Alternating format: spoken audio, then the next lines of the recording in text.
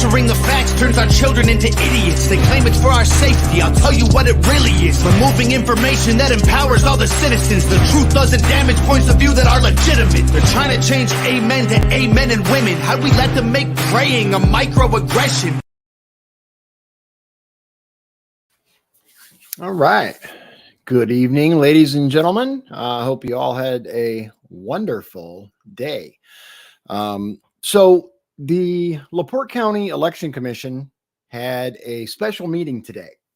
And what they were doing is they were addressing any potential candidate challenges, going over who was late, stuff like that. I have a quick rundown for you, and I'll also provide you, if you look up Alco LaPorte on YouTube, LaPorte County Election Board, February 16th, 2024 is the name of the video. You can watch the whole thing if you want, but it's close to an hour. And I'm going to give you just a really, really quick breakdown and then my analysis as to what happened.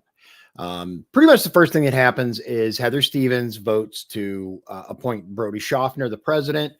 Everybody agrees. She also wanted to say that she appoints a proxy alternate for when she has to vote on stuff that, you know, might not look good, which I think is a good idea because she's on the ballot this year. So it might be a good idea to do that. Her proxy alternate is Katie Bowen. She also add to minutes the Rust v. Morales case, because it has a direct effect on what we're talking about here, which is candidates. Also talked about IEC 22.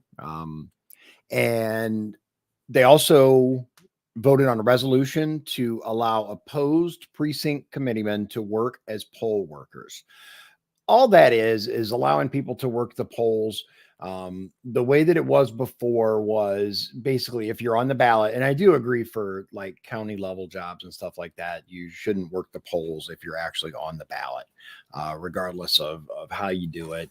It's the appearance of impropriety. However, precinct committeeman is a party only position, and there was a unanimous vote to allow precinct committeemen to work on the campaign, or excuse me, on the polls. And I don't disagree with that.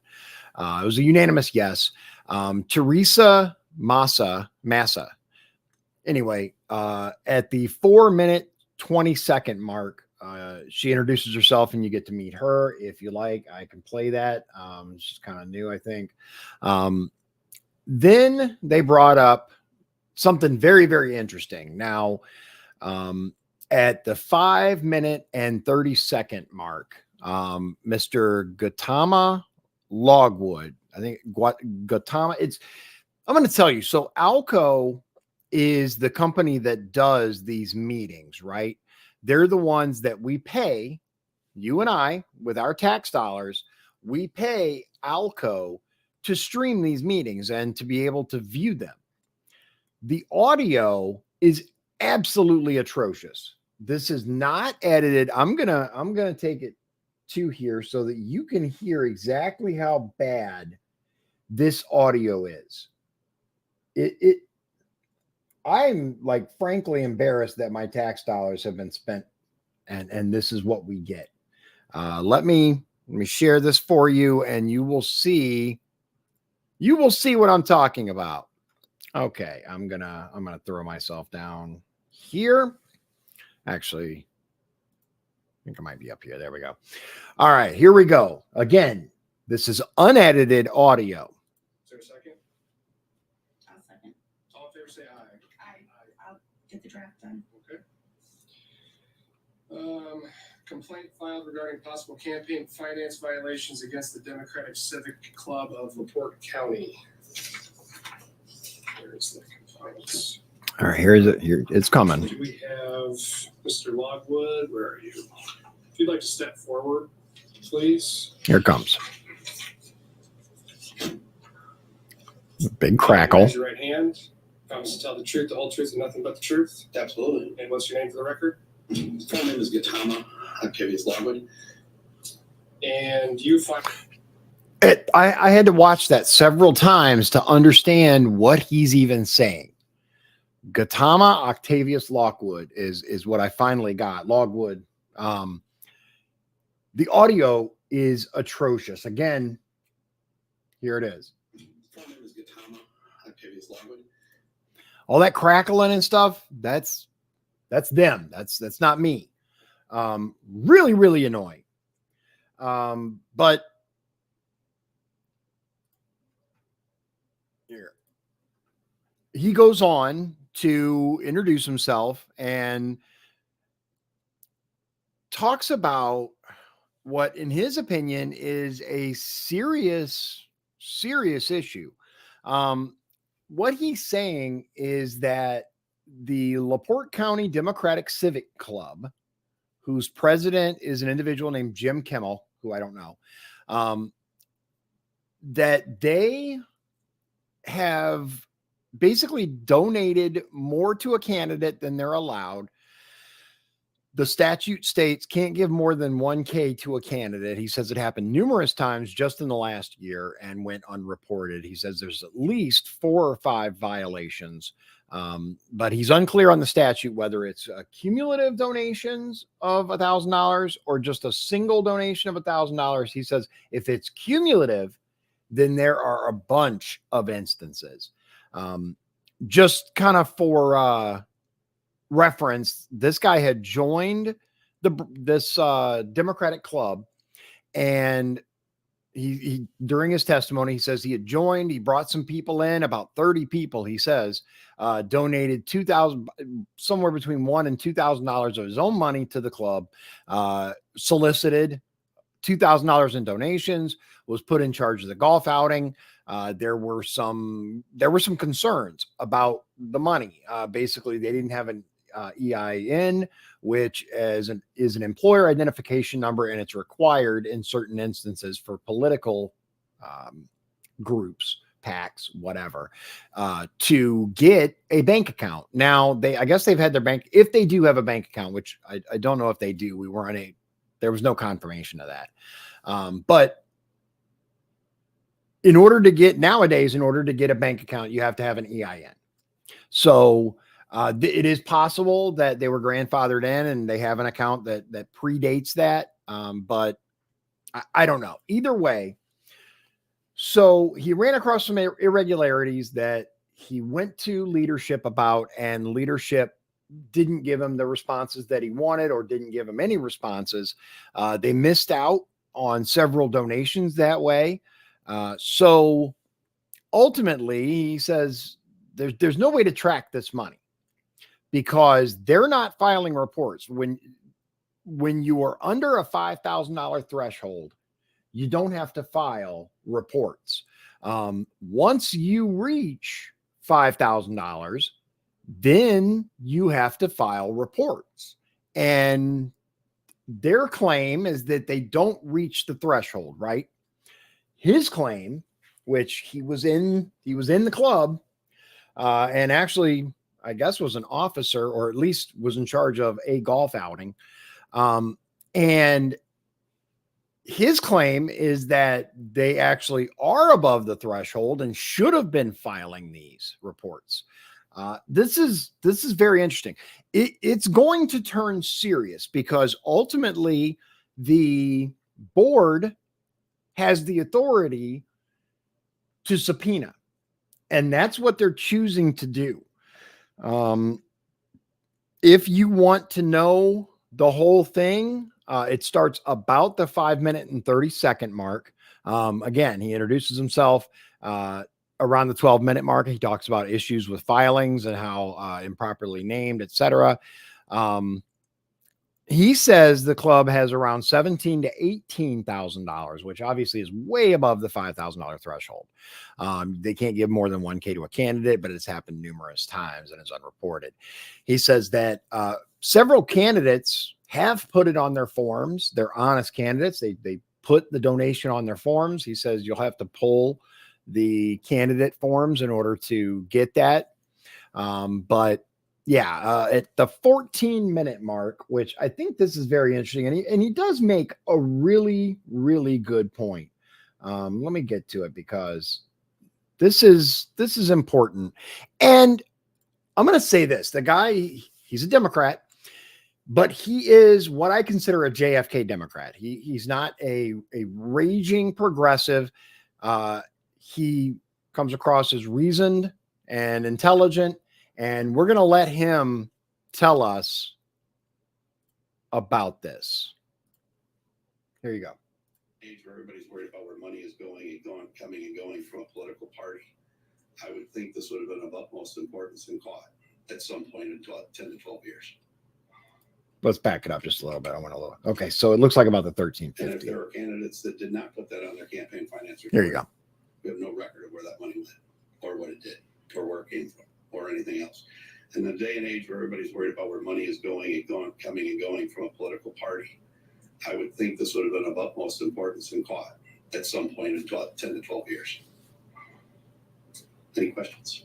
Yeah, I have a, So yeah, this is a big deal. This isn't just a tiny little problem. This is a huge potential issue if the allegations are true.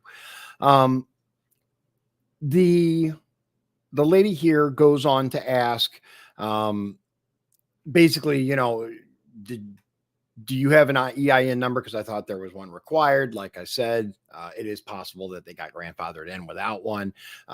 She actually asked if they have a bank account. He says he doesn't know. Let's see here. Okay, so the next thing I want to point out, because they talk about that and whether she asked him if he had the authority to actually get the EIN, because what he ended up doing was he filed for an EIN, taxpayer identification number, all the things you need in order to file taxes with the IRS. And in order to get a bank account today, because this came about because a donor needed that number in order to file proper taxes on it. So he filed it. He got the EIN. He gave it to them, and then he walked away because he's like, I don't want to be involved in this. Let me show you what they ended up deciding to do. And this is going to be very interesting.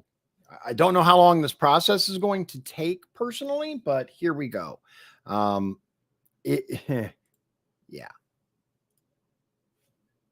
Who'd like to speak? All right.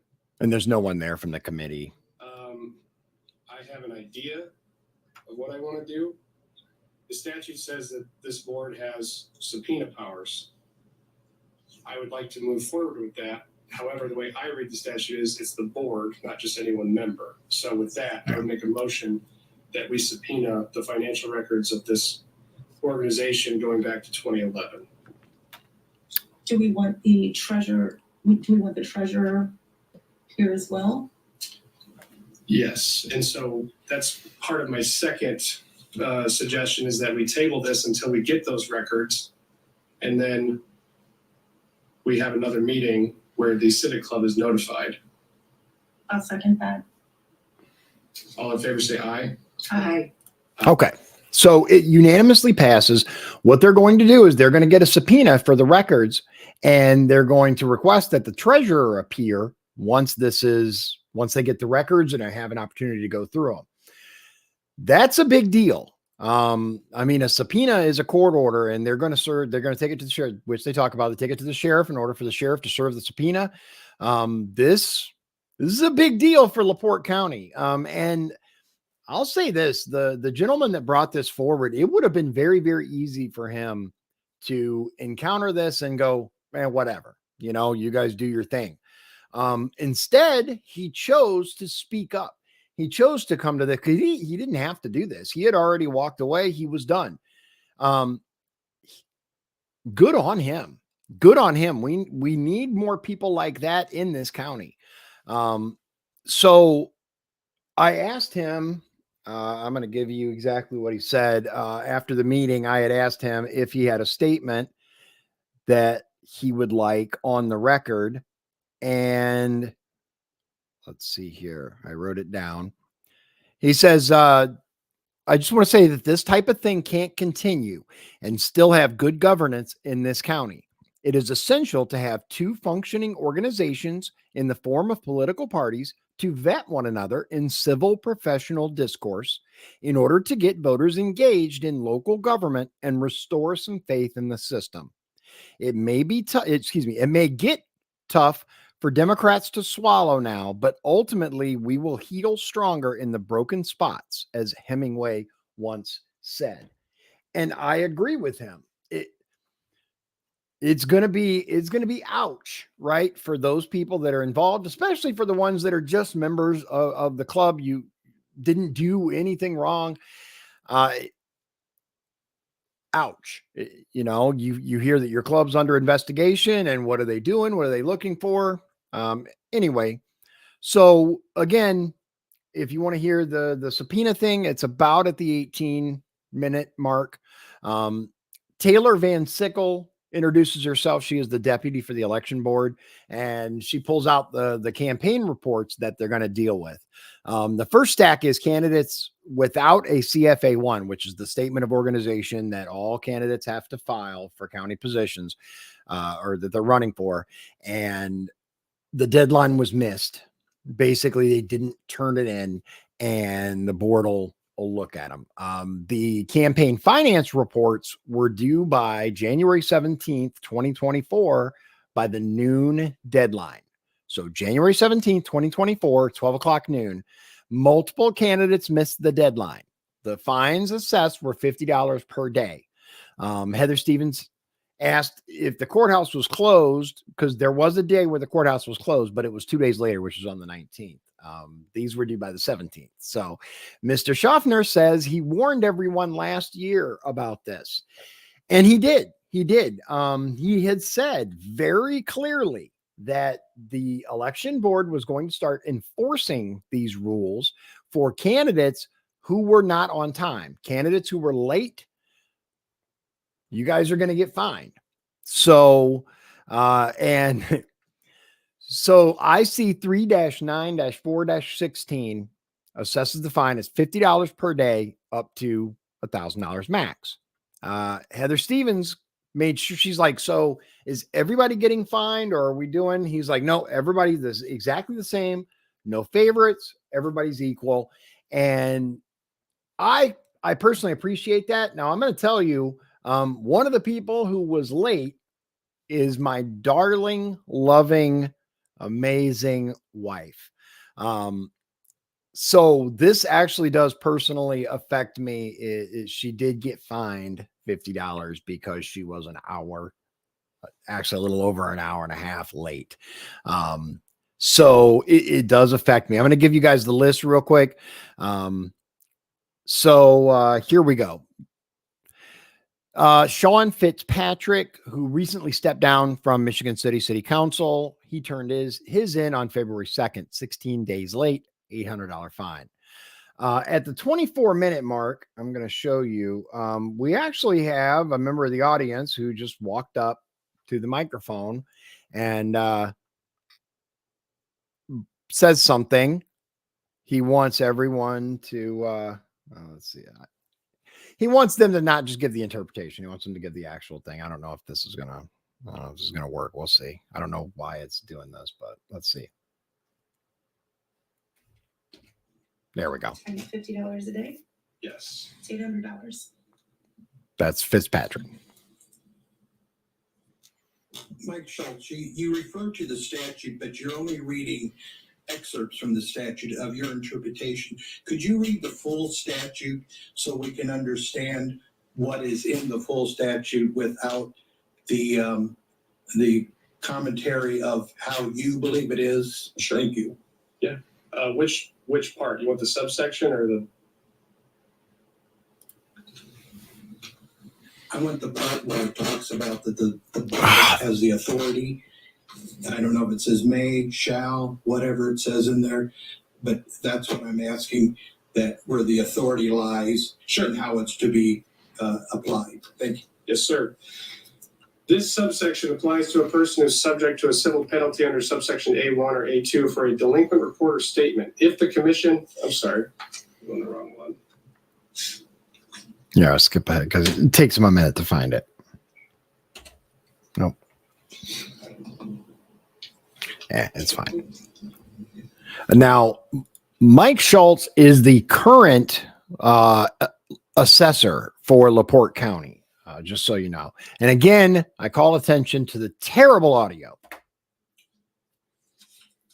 This subsection applies to a person who is subject to a civil penalty under subsection A1 or A2 for a delinquent report or statement. If the county election board determines that a person failed to file the report or statement of organization by the deadline prescribed under this article, the board shall assess a civil penalty. The Not may, shall. It's required.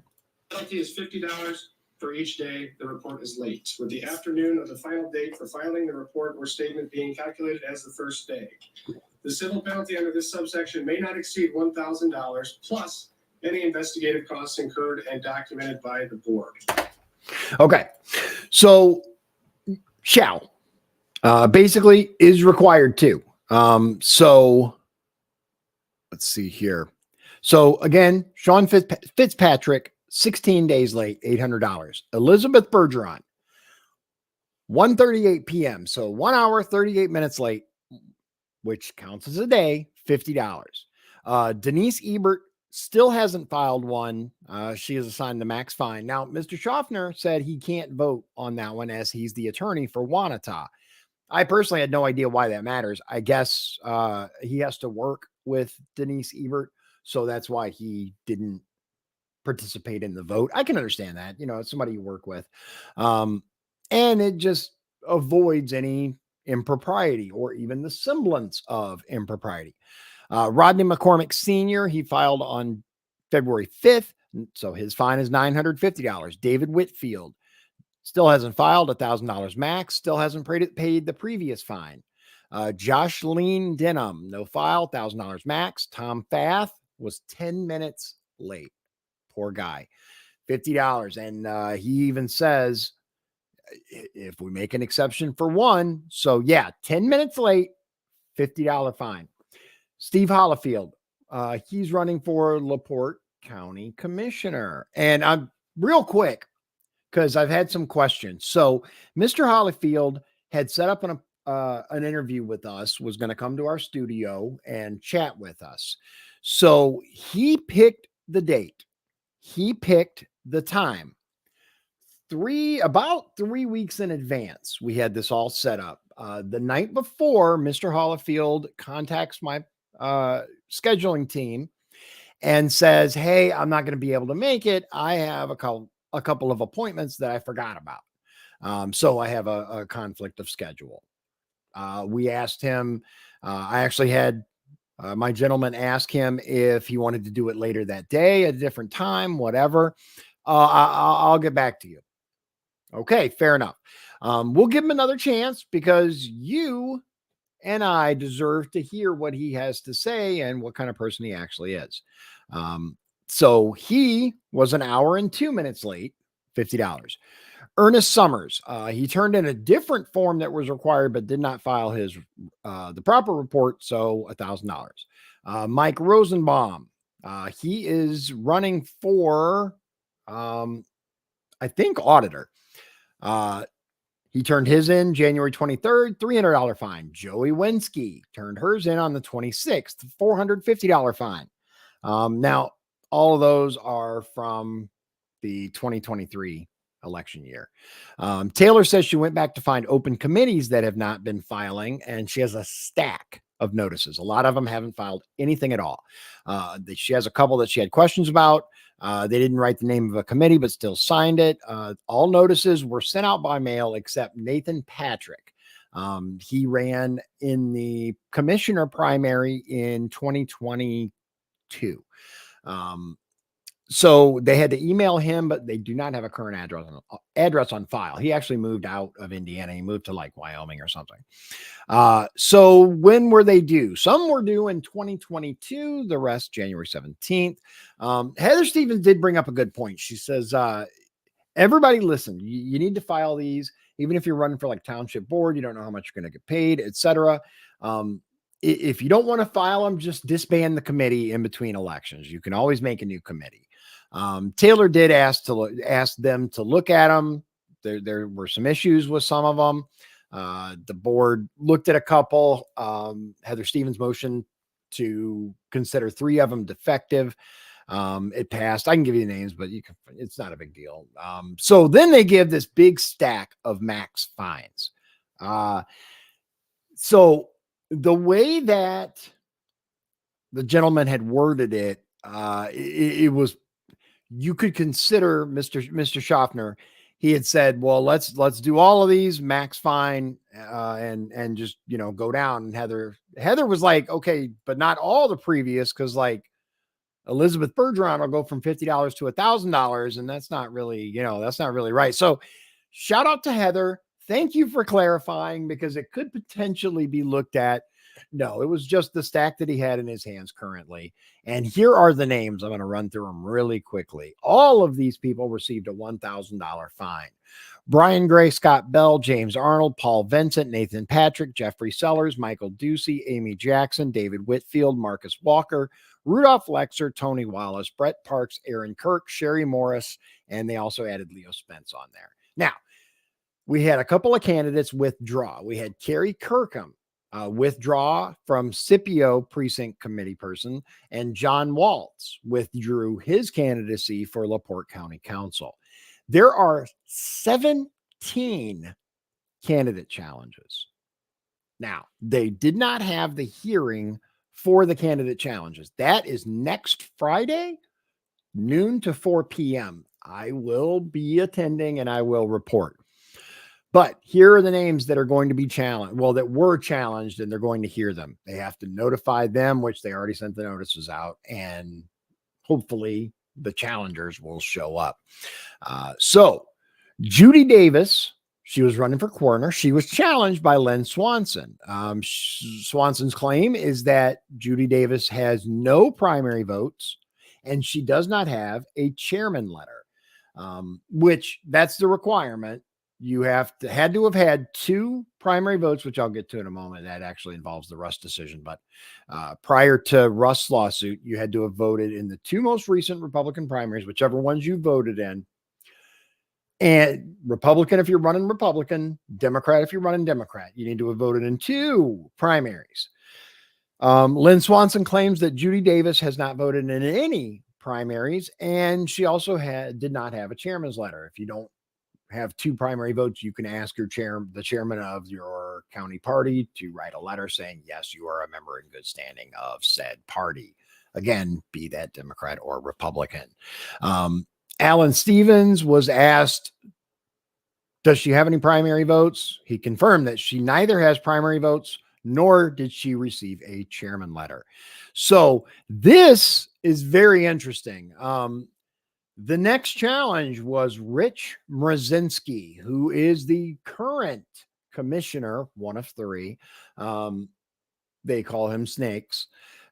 He is being challenged on 3 separate reasons, 3 separate challenges. I don't know the story there, but I am excited to find out. Let's move on. The other challenges were Lisa Rinnenschneider, Robert Rankin II, Raymond Maloney, Leanne Jones, Joe Maloney. Some were challenged for more than one position, precinct committeeman and or delegate. They brought up Diane Borowski. Now, Mr. Stevens, who's the chairman of the LaPorte County Republican Party, I forgot to add that, withdrew his challenge because there was a mix-up. The person, he looked this person up, and he looked up the name Diane Borowski, and it came up as a lifelong Democrat. He's like, yeah, that's definitely an issue. It turns out that the person who's running is actually named Cordelia Diane Borowski, and she does fit the parameters, so no challenge. The board voted on it. Everybody's fine with that. Further challenges, Brent Solar and Rex Bailey. Again, they're going to notify these people, and the hearing is set for next Friday. So the John Rust opinion was brought up by Mrs. Stevens, and she said that there's 92 counties in Indiana and 92 different ways of doing things. Her words, as excited as we were to get this yesterday, I'm not sure how much good it's going to do us. Every legal mind I've talked to has given a different opinion on what it means. My interpretation is revert to the 2 primary rule. That's the way it stands. It's been fascinating to watch, and I doubt it's over. So I concur with that. Recently, the Indiana Supreme Court chose not to uphold the injunction, which means that he can be challenged, and I expect him to be. I have not heard, but I am certain that someone from some campaign is going to challenge Mr. Rust's. They also anticipate that the Supreme Court will rule against him, but they didn't actually decide anything other than this injunction at this point, but we'll have to see what happens. They also signed IEC 22, which is basically an inventory of how many voting machines, how many electronic poll books, etc. Now, Mrs. Stevens did say something which I found kind of awesome personally. In the past, prior to her taking office, there was a key to the box that held basically the poll numbers, the votes themselves, the printouts from the machines, etc. She announced that the security measures have been instituted to keep our votes secure with no tampering. The previous people who worked there have all turned their keys in. There's no outstanding keys. And since she's on the ballot, Mrs. Stevens, she doesn't like any possibility of the image of impropriety, even to look like there's an issue. So her keys are going to go to Taylor for the rest of the year, since Heather Stevens is on the ballot for county clerk, which, hey, well done. Well done. The box itself, one key goes to the Republican chair, one key to Democrat chair. There are two locks on it. Both keys are required to open the box. Heather does not have a key to the box at all, but she does have the key to the door for the room the box is in. So they can't actually get to it without that key. And both of them, Alan Stevens and Angie Hinsman, Alan being Republican, Angie being Democrat, they each have a key. They have to be together, and they both need their key to get in. And that's essentially it. It was an interesting meeting. I think the one coming up next week is going to be even more interesting, and I will bring you my analysis of that when it's done. I am going to be very, very interested, especially in the Rich Mrzinski one, because if he is removed from the ballot as a Republican, I anticipate that he'll probably run as an independent. And it'll be a very, very interesting primary either way. Yeah. So I'm going to go live again here in just a minute, because there's a couple of things that I want to touch on, but I wanted to make sure that I got this out. There are some exciting things coming to Deion's Daily Dose. I am trying to get people from other political parties to get involved, to have good discussions, and to bring some fun to you, the viewer. So with that, God bless you, God bless Indiana, and God bless the United States of America. I hope you have